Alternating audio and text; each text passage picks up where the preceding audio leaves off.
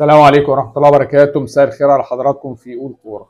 معانا النهارده مباراة الزمالك وزيسكو يونايتد في دوري المجموعات الكونفدرالية. في الحقيقة النهارده عنوان حلقتنا 3 نقاط بشوط وهدف والباقي بلا هدف. ده اللي هنتكلم فيه بعد ما نسمع تشكيل الزمالك النهارده اللي بدأ بيه الكابتن أحمد عبد الرؤوف، ولكن بعد الفاصل.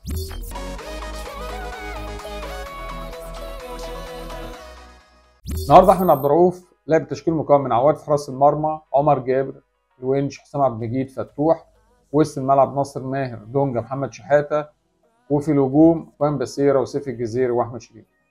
تشكيل في بدايه المباراه تشكيل شكله حلو، والزمالك بدا المباراه بشكل كويس جدا، وجات لك فرص كتيره جدا في الشوط الاول. هنتكلم مجمل الشوط الاول انت جات لك فرص لازم تخلص. شغل المدرب هنا ان المهاجم اللي تجيله نص فرصه لازم يخلصها في الماتش بتاعت افريقيا دي. يعني احمد شريف ما ينفعش يجي لك فرصه زي دي او فرص خلال المباراه وما تخلصش في الفرص دي. الكرات اللي بتاعت اخوان باسيرة لازم اخلص فيها، لازم عندي حرص واركز وانا بشوط، بركز وانا بحط الكوره، كوره بتتشاط، كوره تتحط بعقل، التكمله، الكوره اللي بتترد، ناصر ماهر، شحاته، ايا كان لازم يا جماعه الفرصه اللي تجيلي انا ما اقدرش يعني اسيبها. اللي بيحصل ده اللي بيحصل في الزمالك ده، لا الكلام ده هيكلفك كتير. بتلعب على ارضك الماتش دوت وعرفت تجيب جون الشوط الاول وضاعت منك فرص الشوط الثاني في الشوط الاول. الفرصه اللي ضاعت دي انت هتتحاسب عليها.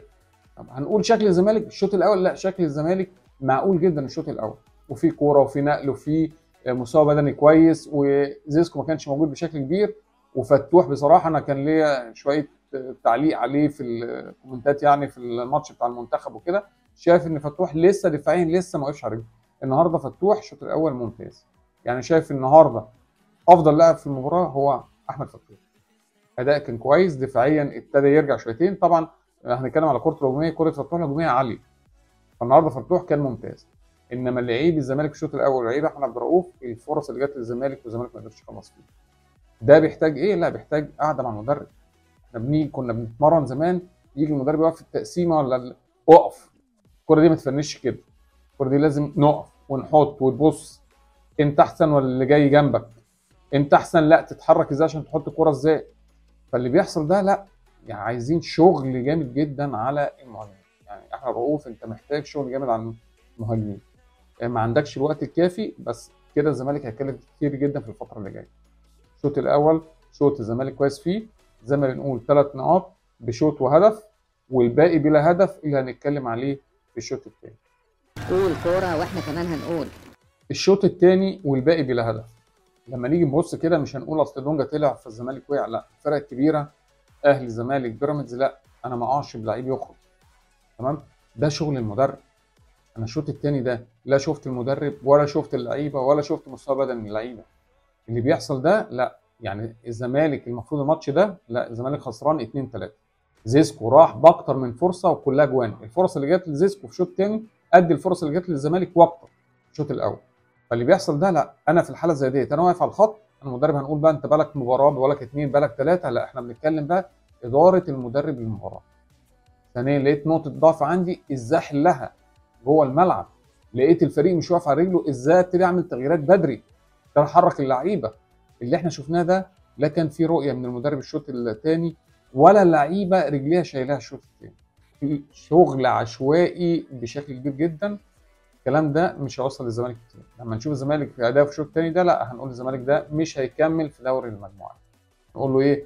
كفايه عليك الماتش اللي انت كسبته هنا، حتى الماتش الثاني اللي هيبقى على ارضك هنا لا هيبقى صعب عليك. فبصراحه محتاجين ابو رؤوف محتاج وقفه مع لعيبتك، محتاج انك ترفع المستوى البدني بقى، ترفع المستوى البدني بتغييرات بدري شويه، تزود حمل خفيف قوي على اللعيبه، تغير ادوار داخل الملعب، ادارتك للشوط الثاني، ادارتك للمباراه. احنا بنتكلم كده لازم تدير الشوط الثاني بشكل كويس. اللي حصل لا مفيش اداره للشوط الثاني. ثانيا معظم التغييرات اللي انت عملتها تغييرات ما فادتش الفريق، يعني انا شايف ان ما عملتش الفرق. شايف شيكو بانزا كان ينزل من بدري شويتين ثلاثه. ليه؟ لو من بدري شويتين ثلاثه ثق مليون في المية ان شيكو بانزا ده بأدائه والدماغ اللي تعباه وتعبانه وتعب الناس كلها لا كان ممكن يعمل لك فارق، يعمل لك فارق اكتر من بسيرة. فرقه برضه انا بقول وقعت عنده سرعات، لا هيعرف يعدي بكوره، وخصوصا الفرقه بتهاجمك لا كان خلصها في الماتش.